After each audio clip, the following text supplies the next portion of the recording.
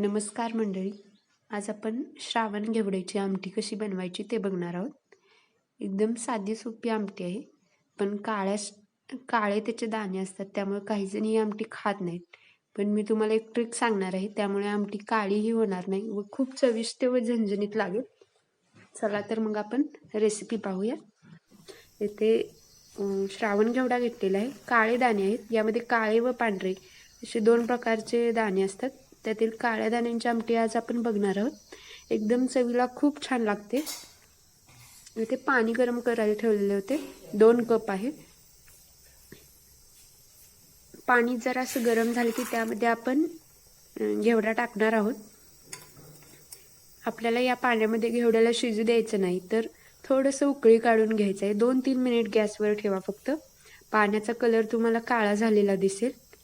यामुळे काय होतं तर आमटी आपली काळी होत नाही व हे जे काळं पाणी आहे ते आपण बाहेर काढायचं. गॅस बंद केलेला आहे. आता आपण यामध्ये जे काळं म्हणजे डार्क जांभळ्या कलरचं जे पाणी असतं ते सेपरेट काढून घेणार आहोत. त्याचा आपण वापर करणार आहे. व आता आपण या दाण्यांची आमटी करणार आहोत. दाणे शिजूपर्यंत उकडलेले नव्हते, फक्त काळं पाणी काढून घेतलं त्यातून. आता इथे 5 ते 6 चमचे तेल घातलेलं आहे. तुम्ही जर हेल्थबद्दल खूपच हे असाल तर तुम्ही तेलाचा वापर कमी करा. जर कुणाला तर्री हवी असेल तर तेल जास्त वापरा. आता यामध्ये ठेचलेला लसूण घातलेला आहे. यामध्ये आपण जास्त काही मसाले वापरत नाही, साधी लसणाची फोडणी देते. यामध्ये आपण श्रावण घेवडा टाकणार आहोत. परतून घ्यायचं आहे. 1 मिनिट परतून घ्यायचं. लसणाला करपू द्यायचं नाही. यामध्ये आपण गावाकडची चटणी टाकणार आहोत किंवा मिरची मसाला टाकणार आहोत. तुम्ही तुमच्या चवीनुसार टाकू शकता. व शेंगदाण्याचं कूट घालायचं आहे. बारीक केलेले शेंगदाणे आहेत, भाजून बारीक केलेले होते. आता आपण याला मिक्स करणार आहोत. चांगलं मिक्स करायचं.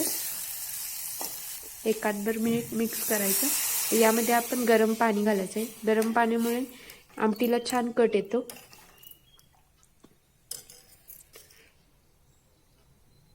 सगळ्यात महत्त्वाची चवीनुसार मीठ घाला. आता आपण याला शिजण्यासाठी ठेवणार आहोत. हलवून घ्या 1-2 मिनिट. कमीत 10 ते 12 मिनिट लागतात शिजायला. छान उकळी आलेली आहे.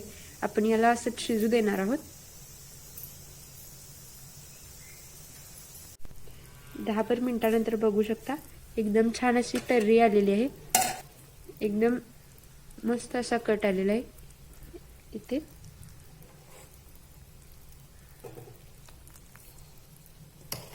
आता तुम्ही यामधली एखादी बी घेऊन तुम्ही चेक करू शकता हे शिजलंय का नाही. त्याला तोडून बघायचे. जास्त ओव्हरकुक करू नका, नाहीतर आमटीची टेस्ट छान नाही लागत. आमटी पूर्ण तर रेडी झालेली आहे, साईडला काढून घेतलेली. तुम्ही यामध्ये शिजवतानाही कोथिंबीरीचा वापर करू शकता किंवा वरून सर्व करतानाही कोथिंबीर टाकू शकता. आपण आता एका बाउलमध्ये याला सर्व करणार आहोत. काही जण काळे दाणे असतात म्हणून ही आमटी खात नाहीत, पण खूप चवीला छान लागते. तुम्ही नक्कीच एकदा ट्राय करून बघा. आपण यामध्ये गार्निशिंगसाठी कोथिंबीर टाकणार आहोत.